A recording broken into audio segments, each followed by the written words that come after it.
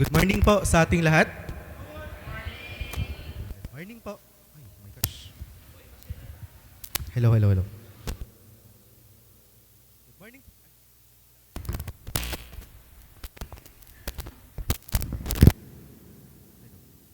Ito al nawala. Hello. Hello, hello. Good morning po ulit sa ating lahat. Good morning. So, andito na naman po ako sa inyong harapan muli. Ayun. Ano ba? So, sa umaga pong ito, pinili ko pong teksto ay ang sa Exodus, ang 10 utos. So, saan nga ba nagsimula ang 10 utos? Ang 10 utos ay binigay kay Moises at sa mga Israelita matapos na sila ay makalaya sa Ehipto. Pagkamatay ng anak ni Haring Paraon sa ika-10 salot ay hinayaan na ni Haring Paraon ang mga Israelita na makalaya. Ngunit biglang nagbago yung kanyang isip. Habang naglalakad yung mga Israelita, ay napansin nila na sinusundan sila ni Haring Paraon at ang kanyang mga kawal. Kaya naman ay natakot sila. Kaya naman, nakarating na sila sa may... Nung malapit na sila sa dagat, ay nakita nila wala na silang daan. So, natakot sila. Ang sabi ng Diyos kay Moises, itaas niya yung kanyang tungkod. So, tinaas ni Moises yung kanyang tungkod at nahati yung daan. At nahati yung dagat. Nung nahati yung dagat, ay nagkaroon ng daan ang mga Israelita. Habang naglalakad yung mga Israelita, napansin nila na sumusunod, patuloy pa rin sa pagsunod yung mga kawal at si Haring Paraon. So natakot pa din sila. Sinabi ni Lord kay Moises, itaas niya ang kanyang kamay. So, tinaas niya yung kanyang kamay. Pakitaas po yung mga kamay natin kasi basa ng kilikili ko. Na-joke. So, tinaas ko ng kilikili ko yun. So, yun. Tinaas niya yung kanyang mga kamay. Pagkataas niya ng kanyang mga kamay, yung tubig ay unti-unting bumabalik sa pagkakahati. At nangyari na nga na ang mga kawal at si Haring Paraon ay natabunan ng tubig. So kapag natabunan tayo ng tubig, nalunod na sila dahil sa current ng tubig, sa lakas ng tubig. So imagine po natin yun. Siguro nagkaroon ng tsunami. Nagkaroon ng tsunami tapos hindi tayo prepared. So sila ay nalunod, namatay na sila. So ligtas ang mga Israelita at si Moises.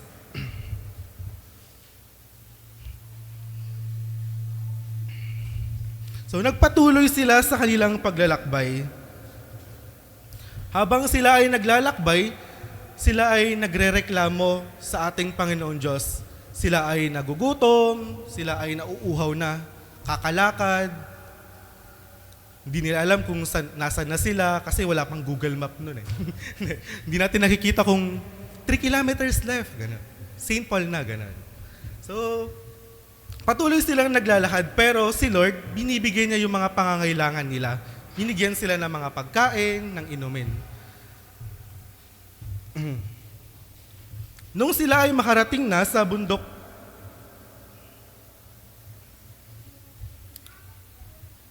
Sinai, na doon sila nananatili, sinabi ng Diyos kay Moises na umakyat siya sa tuktok ng bundok. So umakyat si Moises sa tuktok ng bundok at kinausap siya ni Lord.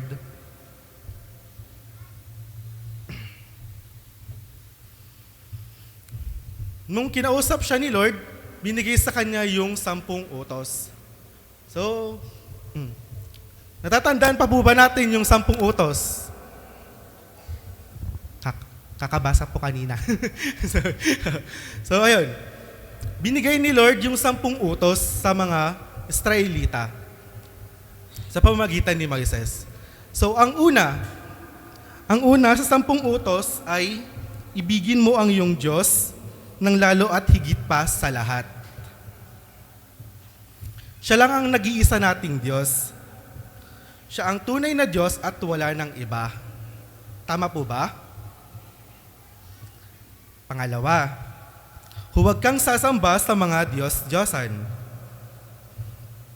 Huwag tayong sasamba sa mga ribulto o anumang ginawa ng tao. At dapat lagi nating uunahin sa lahat ng bagay ay ang ating Panginoong Diyos. Pangatlo, huwag mong sasambitin ang pangalan ng iyong Panginoong Diyos sa walang kabuluhan. Dapat wag nating gamitin ang pangalan ng Diyos sa walang kabuluhan dahil ito ay banal at hindi dapat ito ginagawang biro. Minsan kasi masubsobrahan tayo ay angaw-angaw, kinalastugan tayo, tapos may baga tayo kainagan ni Apo. Nasasabi natin yung pangalan ni Lord. Pero yun yung mga bagay na hindi natin napapansin hindi dapat natin gawin kasi ang pangalan ng ating Panginoon Diyos ay banal. O repay ka na makigtot ka kini, oh my God! OMG, kanate lang yun. Oh my gosh. Pero kasi tayo, oh my God, awan labasit, oh my God, oh my God, oh my God. Dapat, isipin natin yung pangalan ng ating Panginoong Diyos ay hindi siya isang biro. Pang-apat, lagi mong tandaan at ilaan para sa akin ang araw ng pamamahinga. Ang araw ng pamamahinga ay para lang sa Diyos. Para siya ay ating sambahin at makinig sa kanyang mga salita. At dahil ngayon, may iba sa atin na wala ngayon dito sa simbahan, siguro may trabaho sila, gumagawa si Lord ng paraan, ng way, para maabot pa din natin sila, makarinig pa rin sila ng salita ng ating Panginoon Diyos. Sa ngayong umagang ito, naka-live po tayo. Hi, hello, ganyan. So ngayong umaga pong ito ay nakikita po nila ako, naririnig nila ako, na nagme-mensahe, nagbibigay ng message sa bawat isa sa atin. So si Lord, hindi naubusan ng paraan para maabot ang bawat isa sa atin. Nasa ibang bansa man sila, nasaan man silang lugar, naabot na natin sila basta may internet at basta may load po tayo. So, ayun. So, gusto ko pong i-share sa inyo, minsan nagagalit ako o nagtatampo ako kay papa ko. Kasi, okay lang po yan, nandito naman ako sa taas, di ako abot ni papa ko. So, ayun, nagtatampo ako kasi kay papa ko kasi tuwing araw ng linggo, sobrang aga, mas maaga pa siya nagigising sa amin. Kasi linggo nga. So, lagi atang puro trabaho. Ganun. Trabaho sa bukid, sa mga alagang hayop, ganun. Trabaho sa pinapagawa niyang project dyan. Parang hindi na siya nagpapahinga. Tapos dumarating na nagkakasakit na siya, ganun. Sabi ko sa sarili ko, ayos lang. Sabi ko sa sarili ko, ayos lang, nagkasakit si papa ko kasi para magpahinga naman siya. Kasi, so, ayos lang. Pero syempre, deep inside sa'yo is, gusto mo dapat na hindi pinagdadaanan ni papa mo yun. O ayaw mong nararamdaman ni papa mo yun. Kasi nga, sabi nga ni Lord, ilaan natin yung araw ng linggo. Katulad kanina, buti na lang kanina talagang umaga is, araw ng linggo ngayon, hindi na naman siya dumiretso agad sa bukid. Ganun. Kaya minsan nalilate po sila. Pero mas late ako. So, ayun. Ilaan po natin ang araw ng linggo para sa ating Panginoong Diyos. Kahit may mga bagay tayo na susunod na gagawin, mas unahin natin ang ating Panginoong Diyos. Panglima, igalang mo ang iyong ama at ina. So,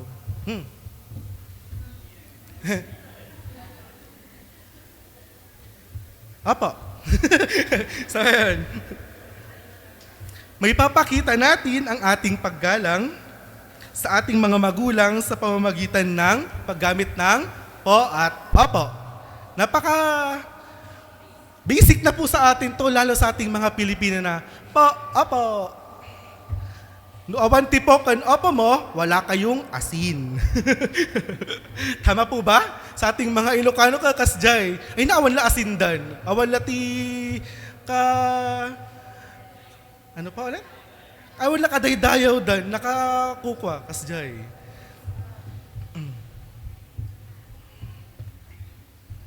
At syempre, dapat natin silang sinusunod sa kanilang mga utos. Ureya, reklamo tayon. Si Mama daw. Si Mama. Huwag natin silang pagsasabihan ng mga masasakit na sila ay masasaktan. Na masasaktan yung kanilang mga damdamin. At syempre, kapag ginagalang natin ang ating mga magulang, tinutulungan natin sila. Gcash daw po, sabi nito Arnold. Hi AJ, Gcash daw. So ayun. Naging pan ko sa sarili ko, hindi naman po sa pagmamataas ko sa sarili ko or sinasabi ko, niyayabang ko yung sarili ko. Gusto ko po sa pamilya ko kasi, o sa kila mama at papa ko, lalo ay 3 lang naman kami sa bahay. Sa isang linggo is parang gusto ko, sinusurprise ko sila na kahit lagi naman akong overtime, lagi naman akong ginagabi at hindi na kami nagkikita kapag umuwi kami dahil papasok si mama ko ng maaga, mga 6 tulog pa ako, darating siya ng 2:00, ako naman darating ako ng 9:00 or 8:30 ng gabi, tulog na sila. Ang laging bilin sa akin ni mama ko kapag uuwi ako, katok ako sa kwarto nila. Kasi para alam nila na nakauwi na ako, ganun. Pero ti madimat, yung hindi naman kinaganda minsan nung mga ganitong pagkakataon na ako yung nakakauwi ng gabi, si mama ko naman, nervyosa. Lagi namang natatakot sa akin. Kalaatan nila may multo, ganun. Kasi po, share ko lang po sa inyo, kakatok ako sa kwarto, wala namang pong sasagot. Bubuksan ko yung pinto. Tapos, hahawakan ko po yung paa ni mama ko. Ma. Sagot ni mama,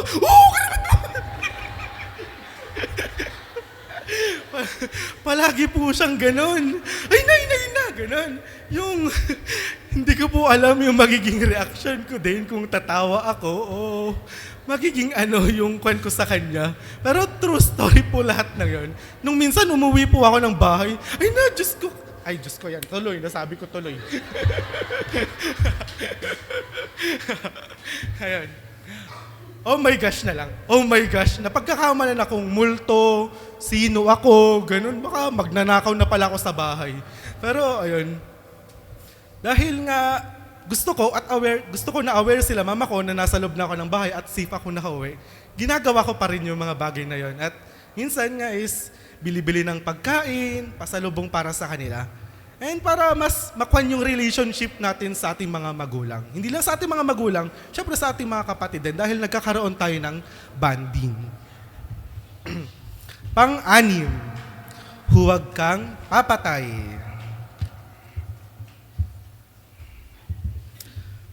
Masama ang pagpatay sa kapwa. Dahil ang Diyos lamang ang nagbigay sa atin ng buhay, kaya dapat natin itong pahalagaan at wala tayong karapatan para pumatay. Ang Diyos ang nagbigay sa atin ng buhay, syempre ang Diyos din ang kukuha sa ating mga buhay.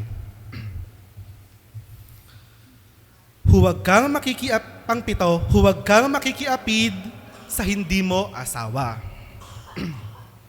Ito ay para sa mga mag-asawa, kay nanay at kay tatay.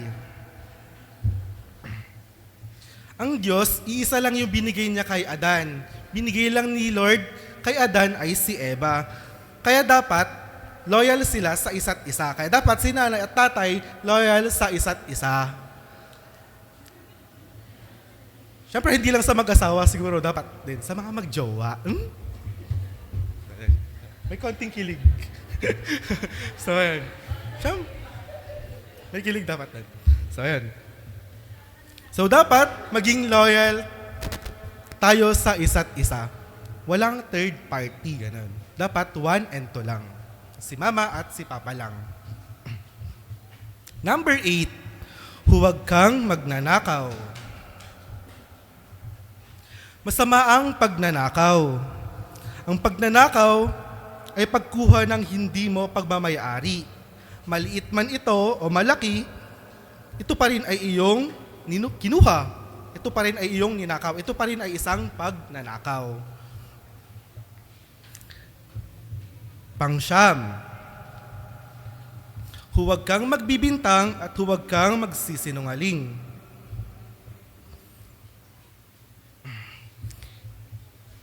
Hindi dapat tayo nagkukwento ng mga bagay na hindi naman totoo. Laban sa ating kapwa. Huwag tayong manira laban sa ating mga kapwa. Nakaka-relate po ba tayo ngayon dito sa ikasyam na utos?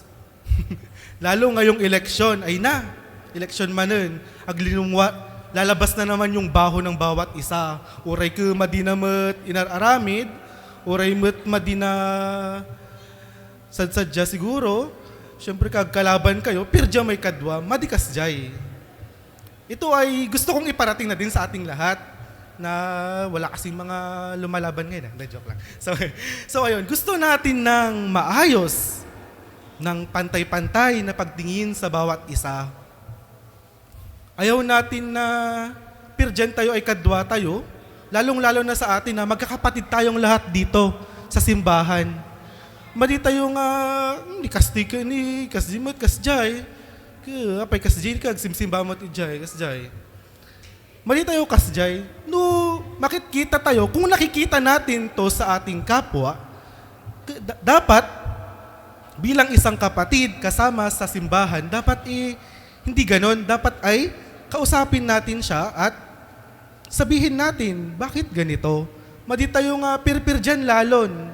Napirdi ay taon, papirdi pa'y lalo. Broken na siya. So dapat maging maitiban tayo, maging pang-ayos tayo. Madi tayo pagpakaruanan, wag nating papalalain pa yung sitwasyon. Pang-sampo, huwag kang magnanasa sa hindi mo pagmamayari. Huwag tayong maiinggit sa pagmamayari ng iba dahil binigyan tayo ng Diyos ng kanya-kanya nating mga blessings. Ni kastik, damo kabarbaro nga lugan na. Umapalak mo lang, kahit kaslimot lang, dapat damat na kastiko. Dapat damat lang lugan ko, dapat parehas kami, panay. Ni kasto, daman, baka barbaro nga cellphone na, in-updated, iPhone Pro Max. Si kamot, sige, home credit. Ay na, home credit, madi-penal pass, hindi pa tapos yung ating inuhulugan, may bago na naman. Nagalaman ni Karuba yun. Agalak manan Ay na, madi-malmal pass ti technology kadaytan. Hindi na natapos yung technology ngayon, napaka-high-tech na po ngayon. Kung sa mga ganong bagay po tayo nagbibis, tinitignan yung ating mga sarili, kung gaano tayo ka-updated, hindi na po ganon.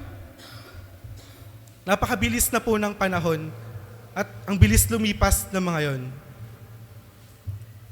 Kung lagi ka lang titingin, kung lagi ka lang magbabase sa kapitbahay mo, ay na, agsardengkan. Dahil hindi yun maganda para sa atin. Mas maganda na maayos lang tayo sa ating mga buhay, namumuhay tayo ng simple lang.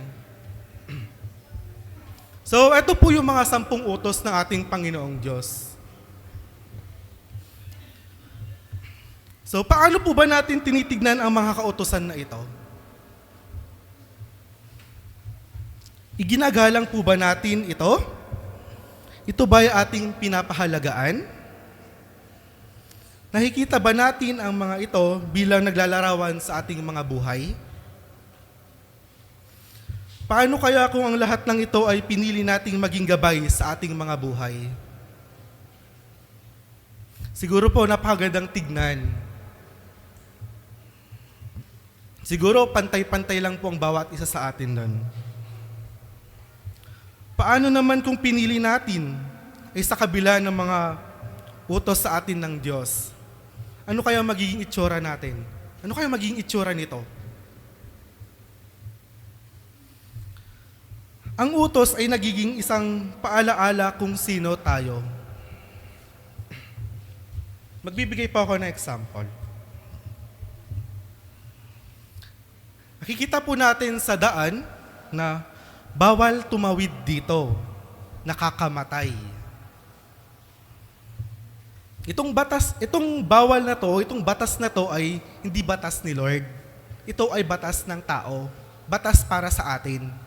So, sinasabi na bawal tumawid dito, nakakamatay. So, ikaw naman ay dahil matigas yung ulo mo, pasaway ka, tumawid ka pa din. So, pagtawid mo, nabangga ka ng motor, nasagasaan ka ng kotse, tapos nagasgasan ka, tapos namatay ka. Awanan, nalpasan, kawawa yung nakabangga sa'yo. Siyempre kawawa din naman ikaw na nawalan at yung naulila mo. Pero kung papansinin po natin,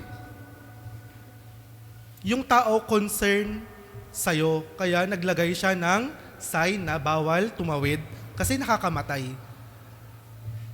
Yung tao concern sa kapwa niya tao, syempre mas lalo si Lord concern sa atin.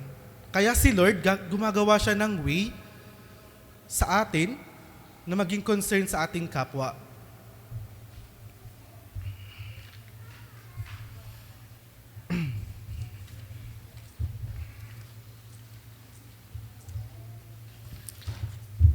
Si Lord, nagbibigay siya ng bawat isa sa atin ng ating mga misyon sa buhay at dahilan para mabuhay. Paano natin pinapakita sa Diyos bilang isang pundasyon ng ating pagsamba ngayon? Nandito tayo ngayon para magsimba, inilaan natin ang araw na ito para sa Kanya. Tama po ba? Baka nagsimba tayo baka tamutay ka dati attendance. Baka nagsimba tayo ka dahil papansit. Joke lang. So, nagsimba tayo dahil atitikayat tayo. Nagsimba tayo dahil inaalala natin ang utos ng ating Panginoong Diyos. Inilalaan natin itong araw na ito para sa Kanya. Nandito tayo para umawit, makinig ng Kanyang mga salita, at nandito tayo para magpuri para sa Kanya. Nandito tayo dahil gusto natin ng Lord time. Kung titignan natin mga kapatid yung kwento kanina, nilabas ni Lord ang mga Israelita sa Ehipto dahil marami ng Diyos-Diyosan sa lugar na yun nun. Hindi na si Lord yung pinupuri nila. Pwedeng may mga iba-ibang bagay, may mga rebulto, kahoy, ganito, na inuutos na sa kanila na sambahin nila, ganon. O maaling dahil ikaw ay hari na, ako yung iyong sundin, ganon. Ako yung gawin mong Diyos, ganon. Kaya nilabas sila ni Lord sa lugar na yon. Dahil puro na sila kasalanan, puro kasalanan na yung nangyayari sa lugar na yon.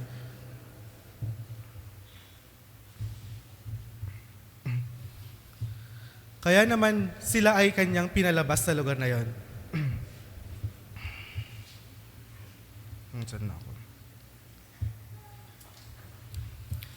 Balikan po ulit natin yung kwento.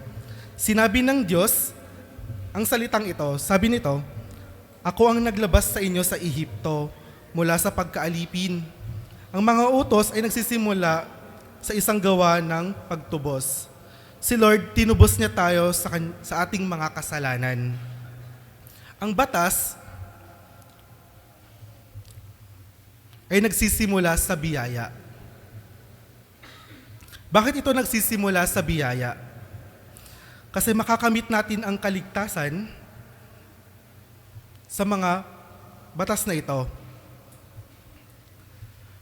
Ang Diyos ay hindi nag-uutos ng pagsunod. Inaanyayahan tayo ng Diyos na maging pundasyon, maging aral ito at gabay natin sa araw-araw. Hindi natin dapat basahin ang mga ito bilang mga utos, gaya ng mga paglalarawan. Gawin natin itong mga blessings sa ating mga buhay kasi itong mga to ay isang instruction na sa atin na dapat ay hindi na natin dapat gawin. Madaming bawal. Ang daming bawal po. Ang daming bawal sa atin. Bawal tumanggi. Ganun. Share ko lang din po sa inyo. So, nung Sunday, nag-meeting po ang council at nagkaroon na po ng pagkakasunod-sunod kung sinong mauuna, MAYAP, Kabataan, UMM, WSCS. Nag-meeting po kami, tapos na ganun. Nakaisip pa naman po ako ng gustong mag-preach sa MAYAP. Kaso hindi ko na po na-open. Then kinabukasan, nag-chat si Ate Weng, sabi niya, ako daw po yung preacher. Then, tumanggi ako. Tapos, pagtingin ko dun sa GC namin, si Pastor, ako daw po yung preacher. Sige po. Yun na lang po yung naging reaction ko. Sige po. Pero kay Ate Weng, tumanggi ako. Pero sa GC namin, sige po. So, ayun, bawal tumanggi. Ang daming mga bawal. Bawal umihi dito kasi pag umihi ka, nagangsag, ang baho, ganun, mapanghina. Bawal mag-parking, ganun, nagkakaroon ng traffic, ganun. Bawal magtapon ng basura kasi nagkokos ng baha, nagiging mabaho ulit, makalat, ganun. Nung pandemic, ang dami ring bawal. Bawal lumabas ng bahay, bawal muna ang gathering, bawal ang di pagsuot ng face mask at face shield, bawal ang pag-share ng kahit ano. Pero ang daming bawal na binigay na sa atin, pero yung iba naman sa atin, o karamihan sa atin, sinunod natin tong mga to. Pero ano pong nangyari, di ba? Tumagal pa din yung pandemic ng 2 taon mahigit. Pero siguro kung sinunod lang natin, siguro din talaga yun nun. Umabot tayo ng 2 buwan, siguro napigilan natin yung paglawak pa, pagdami pa. Kasi nung dumating siya sa Pilipinas, 1 lang. Tapos, 2. Ay, kampante ka pa din, sige let touch. Party, pasyal. Naging 3, na triple, na doble. Hanggang dumami. Hanggang sa awanan, maditag kikinita ti simbahanan, kikita talatan, live latan, gano'n. Live na lang. So yung mga bagay na yun, yung mga instructions na sa atin, na minsan hindi natin pinapansin, na minsan is wala. Basta instruction lang. Basta kung ano ka pa din sa sarili mo, ganun ka pa din. Dapat sinusunod natin yung mga bagay na ito. Sa pag-aaral, madami ring bawal. Bawal mag-absent, kasi baka mahuli ka sa mga topics. Bawal mangopya, mahuli ka, masingko ka. Bawal mo na mag-boyfriend, girlfriend, kasi aral muna. Hanggang ngayon, joke.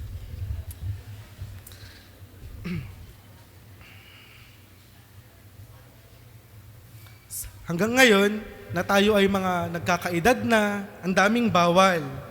Bawal sa matatabang pagkain, bawal sa sobrang daming kinakain na matamis, bawal sa pag-inom, bawal na sa pagbibisyo. Hindi naman bawal, limitahan. Kung bawal, bawal naman talaga yung sarili mo kung ito ay hindi na maganda para sa'yo. Pero kung normal ka pa naman, ayos yung iyong health, ganun, control lang po. Ang daming bawal, pero lahat ng bawal na ito ay puro paalala lahat sa atin na kung saan ito ay makakabuti rin para sa atin. Sang-ayon po ba kayo? Sang-ayon po ba kayo? Sino po bang gustong mapahamak? Sino po bang gustong mauna na? Sa langit, ganun.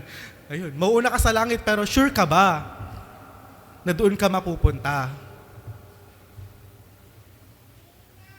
Sabi nga, ang lahat ng bawal, ang lahat ng sobra ay bawal. Di maganda. Sabi nga kilala niyo po ba si Mr. Nobody? Sabi niya, sobra na yan, insan. Ganon. Mekus. Joke. Sorry. Sobra na yan, insan. So, ayun, pinapaalala na tayo ni Mr. Nobody na minsan sumosobra na tayo. Sobra na tayo. Ganon, sa ating mga buhay. Gusto ni Lord, safe tayo. Gusto ni Lord, safe ka. Gusto ni Lord, namumuhay ka na sumusunod sa Kanya. Kaya naman sa umagang ito, yung topic po natin is Fruit of Kingdom. Fruit of the Kingdom. Ang fruit of the Kingdom ay ang pagsunod natin sa ating Panginoon Diyos. Sa ating pagsunod sa ating Diyos, ay nakikita ng ating kapwa sa ating mga sarili kung paano natin isinasamuhay ang kanyang mga salita. Nakikita sa ating mga sarili na si Lord kumikilos sa ating mga buhay. At sa ating pagsunod, nagkakaroon tayo ng mga kapatid, mga kasama, na nahihikayat natin sa pagsunod sa Kanya.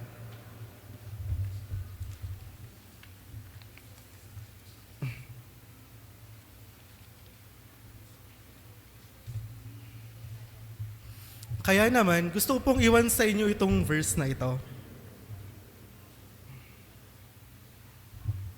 Na matatagpuan sa Galatians 5 verse 22 to 23. Kaya nga, ibigin ninyo ang inyong Diyos, ninyong si Yahweh, at sundin niyong lagi ang kanyang lahat ng bilin, tuntunin, batas at utos. Sa pangalan ng Ama, ng Anak, ng Banal na Espiritu. Amen.